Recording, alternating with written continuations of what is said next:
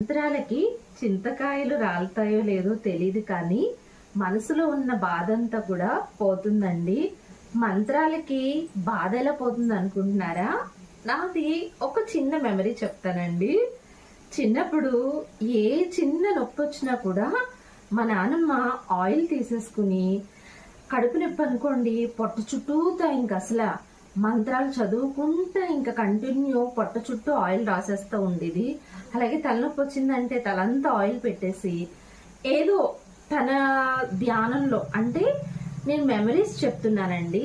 మనకి ఎంత బాధ అయినా కూడా ఒక చిన్న వాళ్ళు చూపించే ప్రేమతోటి ఆ బాధ అంతా కూడా అక్కడ మంత్రాలు కాదు ఇంపార్టెంట్, మన మీద ఎవరైతే కన్సర్న్ ప్రేమ చూపిస్తున్నారో వాళ్ళ వల్ల మనకి ఆటోమేటిక్ గా మనం ఏదైనా బాధతో బాధపడుతున్నా కూడా వాళ్ళ ప్రేమతోటి ఆ నొప్పి అంతా కూడా తొలగిపోతుందండి.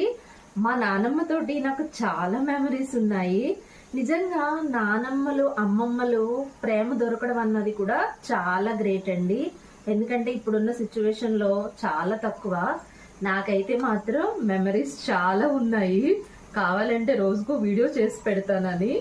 ఎందుకంటే అవి లైఫ్ లాంగ్ ఎప్పుడన్నా తలుచుకున్నా కూడా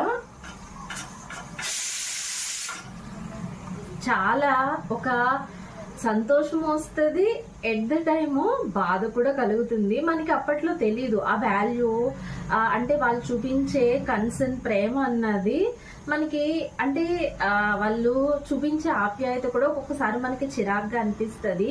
బట్ వన్స్ మిస్ అయిన తర్వాత మనం ఏం కోల్పోయామో కూడా అర్థమవుతుంది.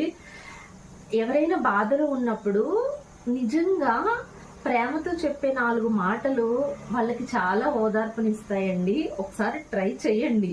మీకు కూడా ఏమన్నా మంత్రాలతో చింతకాయలు రాలుతాయో లేదో తెలియదు కానీ మనకున్న బాధలన్నీ కూడా ఒక్క చిన్న మాటతో నిజంగా తొలగిపోతాయండి. మంచి మాట, ఉపశమనం కలిగించే అమృతాంజన్ లాంటి మంచి మాటతోటి నిజంగానండి కొన్ని మెమరీస్ ఇప్పటికీ నాకు ఒకలాంటి వైబ్రేషన్ వస్తుంది. ఆ మెమరీస్ తలుచుకున్నప్పుడల్లా అప్పట్లో అంతేం అంటే మనకున్న నాలెడ్జ్, మనకి ఏదైనా కూడా అనుభవం అయితేనే ఆ ఆటోమేటిక్ గా మెమరీ అన్నది గుర్తుకొస్తుంది. అలాంటి అనుభవాలు మీకు ఎవరికైనా ఉంటే తప్పకుండా షేర్ చేసుకోండి. మన వ్యూయర్స్ అందరికీ good morning, thank you for watching. తప్పకుండా ఫాలో అవ్వండి. బాయ్.